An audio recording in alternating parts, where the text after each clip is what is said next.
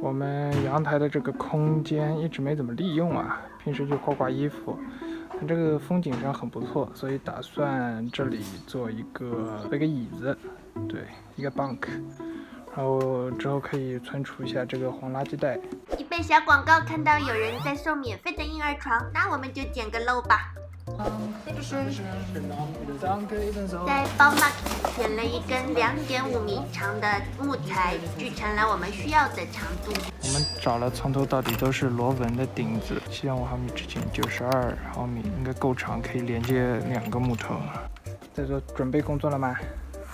材料都到啦，刷子，室外用的防水木头漆，包 Mark 切好的木头，以及免费婴儿床的龙骨。我们计划先把木头上一层漆，然后开始组装。每刷一层漆都要等24小时晾干。由于天气的原因，我们可能无法等那么多天，所以我们刷了一半，决定先开始组装，再刷另一半。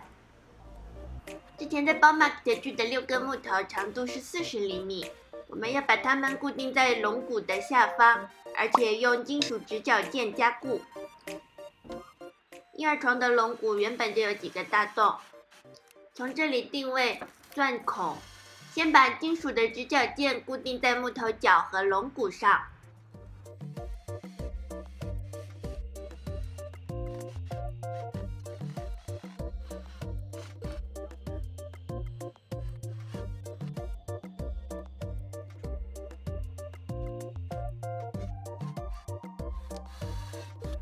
固定好了4只脚之后，在刚才钻的孔里钻入很长的螺丝，让它们彻底的固定在一起。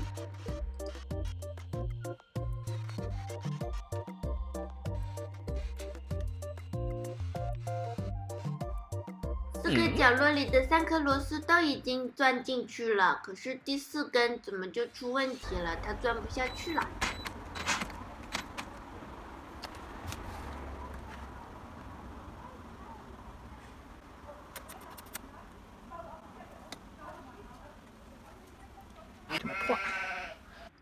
拿出家里更猛的电钻，然而依旧卡得死死的。2 hours later， 钉子卡死在这里面了，拧也拧不出来，它在这里堵死在这儿了，打不下去，也钻不上来，吃在里面，没办法，只能连着把它锯掉，这块就废掉了。唉，严重的翻车了，要不就改成阳台花架吧？那怎么可能？改方案呢？虽然锯短了，不过我们还是把4只脚装上去了。由于有1只脚里面卡了钉子，不能用了，原先6只脚的方案不能用啦。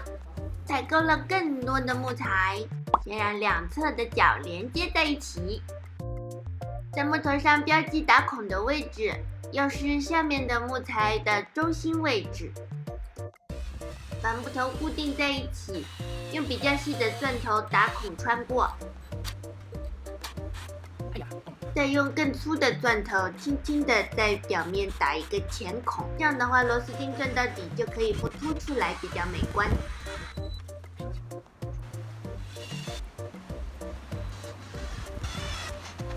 现在2侧一共8颗钉子都固定好啦，现在要在底部的后端加一根横梁，用金属直角件分别固定住这根横梁和角就好啦。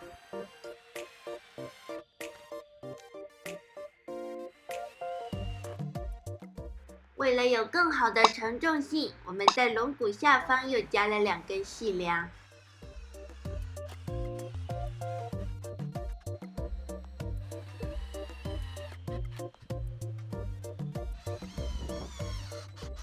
因为毕竟是为婴儿设计的龙骨，我们想要它能承受至少2个成年人的重量。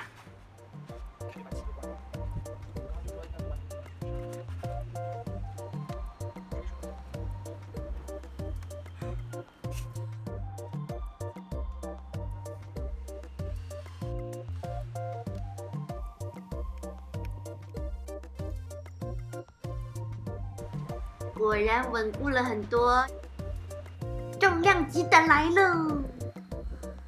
啊，完全没有问题呢。日光浴了，这是。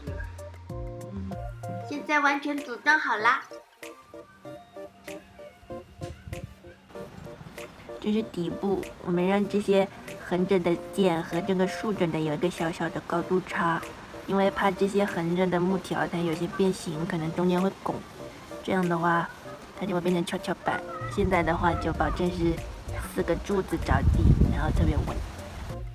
正式投入使用之前，我们又刷了2遍漆，缺了点什么。这是疫情以来我们第一次来，没想到变成这样。有没有感觉像世博园？大家跟着铁栏杆这么走。对啊，给你绕这么大一圈，再绕到。看我们的3色抱枕，黄色很配栏杆，深色很配长凳，白色很配墙。本来是想要这种纯色的长方形抱枕，找个枕头找老半天找不着啊。啥都找不着，我觉得他们出了很大的供货的问题。皮套吗？皮套没有，枕头吗？枕头没有。Anyway， 买到了什么都是缘分吧。